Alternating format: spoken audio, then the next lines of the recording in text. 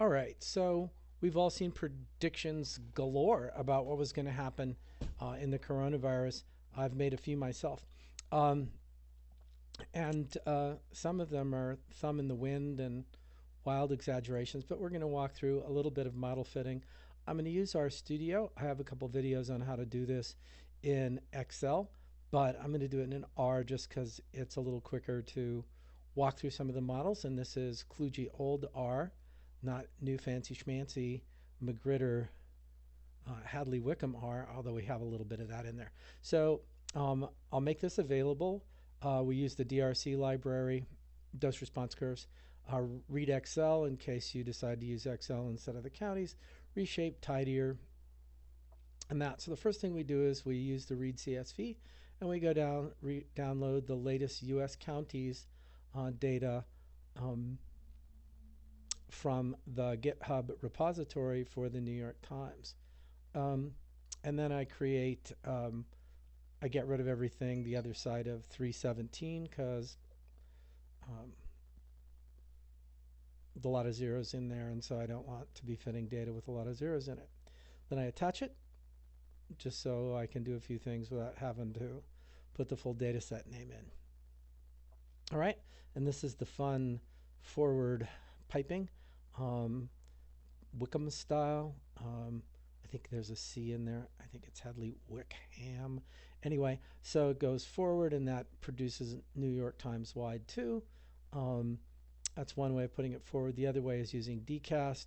I end up using that one because it gave me a little bit more of what I wanted. All right, so and then creating a blank data frame there that I probably didn't need to do, but it's all right. I put zeros in every place they were missing in the wide because it creates a lot of missings when you cast. There are places, there are counties that had data in some places and didn't have it in others, and I'm assuming those missings were, they could have just been missing, not reporting data, but I'm putting zeros in, not that it would matter for Philly. Then I go get Philly.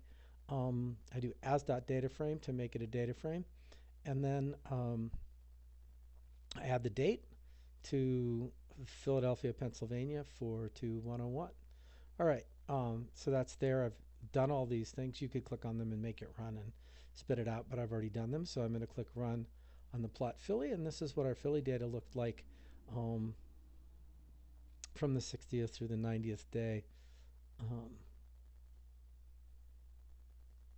in this series.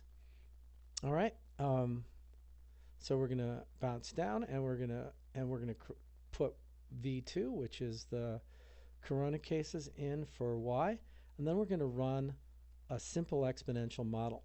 And we do that by running a linear model, just a simple linear regression, but we log the Y. That makes it an exponential model, and the sequence is just 1 to however many days we have after the 17th. All right, and it runs that, and we get a summary. And we look down here, and it, ooh, great fit, huh? And it's 3.73 and 0.181. And we could talk about how to turn those into a doubling time, but that's not for here. We're just talking about why our models suck. But this is a great model, right? It has an R square of 0.89, the kind of R squares we dream of, not chemists. If you're a chemist, that sort of means you messed up. But for a lot of people, for environmental modelers, that's great. So we must have done a bang-up job. So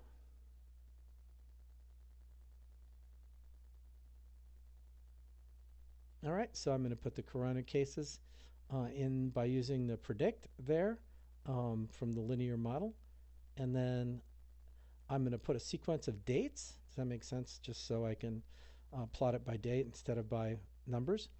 And then I'm going to plot these. So first thing I'm going to do is I'm going to plot the dates by the e to the model values, which are these are the y's. And I transpose so to plot, and I turn it red. And then I add the points, the predictor points. These were our actual data, the ones we got from the exponential model, and we see, ta-da, it looks like an exponential model.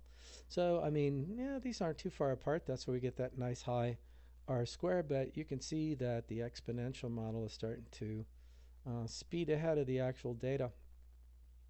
But it fit pretty well early on. But nonetheless, it's a nice high fit. But this seems to be turning. We'll talk about why that might have fooled us into some other models.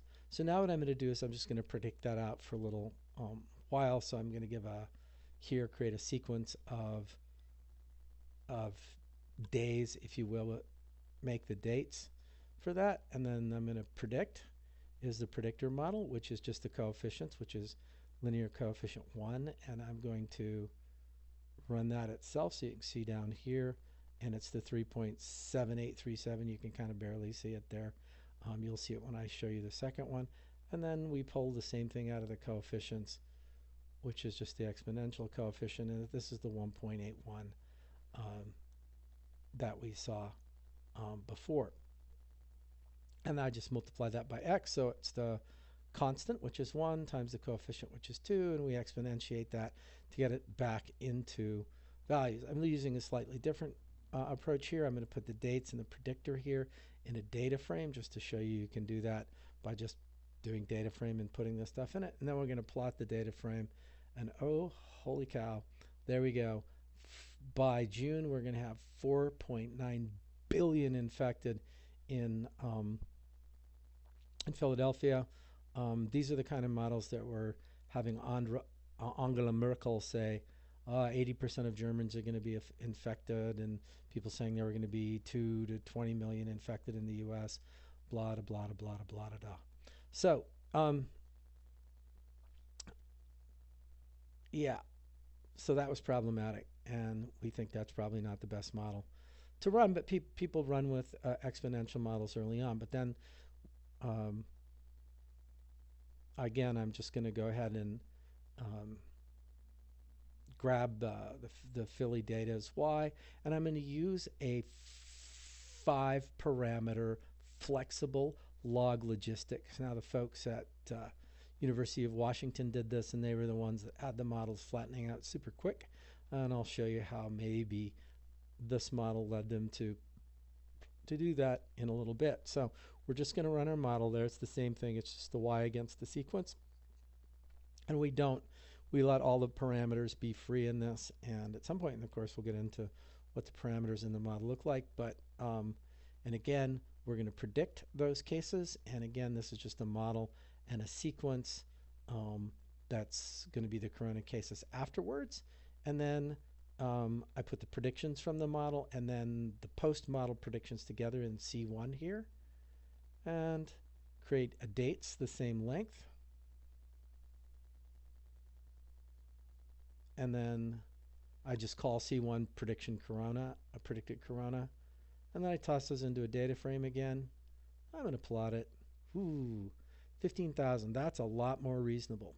And then I'm going to add the original data on that, or the I'm going to add the exponential on top of that, so you can sort of see how these models differed, right? So when these models first took off, they run a little bit hotter, a little bit faster, sort of hyper exponential, and then they flatten out, and we see about 15,000 cases with the data running up until yesterday, saying that Philadelphia should flatten out at about 15,000 cases.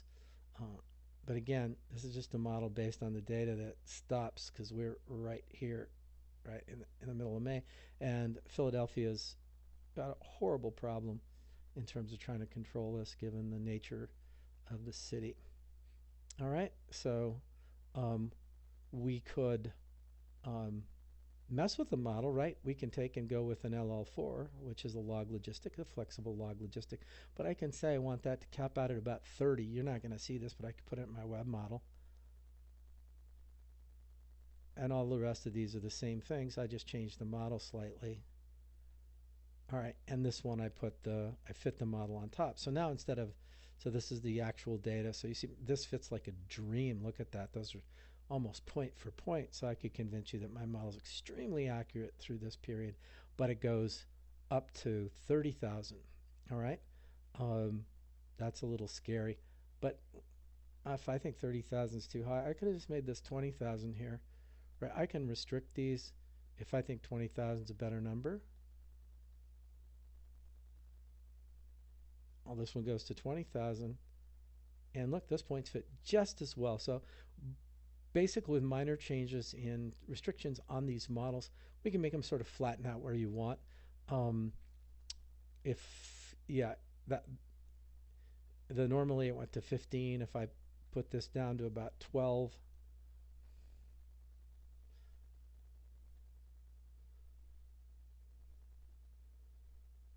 all right. So there you go. This was the sort of the beauty models that were being purported by some people, that this thing was going to flatten out about 12,000, but mostly you see we're done by May. So essentially this was going to be almost completely flattened out by May, and we could get back to work on May 1. We were going to open the country back up. But like I said, the other model suggested middle of May, the one where we didn't fix any parameters. I'm going to run a 3-parameter log logistic here, just for the sake of showing you that's an unrestricted 3-parameter, and we end up with something around 15. So in these log logistics, you can get some fairly different predictions by changing, but also if you let the parameters be free, you can use a 2, 3, or 4 log logistic, even a 5, and they come out at about 15, 16,000 based on the data we have now, which is running quite a bit into April. But what if we went back to early April? What would we have thought then? The Wayback Machine, if you will. So we're going to only take the first 16 days. We're going to do our LL4 and run through the same set of things that we did before. And then we see, ooh. So by just taking the first 16, way back when I was predicting, foolishly, but it was the data I had. You do what you do with the data that you have, right? Had I looked at the situation in Philly and the number of old folks' homes and the large tracts of Section 8 housing with people warehoused into $258 a month apartments, I probably would have known my model was pretty bad. But to quote Danny Kahneman, it's a Wizziati problem, where what you see is all there is. I live in an area where none of the houses touch and nobody has a shared hallway. So that's sort of where I see things. So hopefully I've convinced you that these models predicted everywhere from billions to 2,500. So, and they were all based on the same data, and they were all accurately done, and they all used swanky software. But at the end of the day, these models have very good in-sample predictions, right? All those R-squares in there were 0.85 or above, well above in some cases, 0.95, 0.97 are squares in these cases, meaning that they fit about as well as you can expect anything to fit. But when it turns and when it stops is very, very much a function of assumptions that the modeler make that may or may not have anything to do with the realities of what's coming up in the future.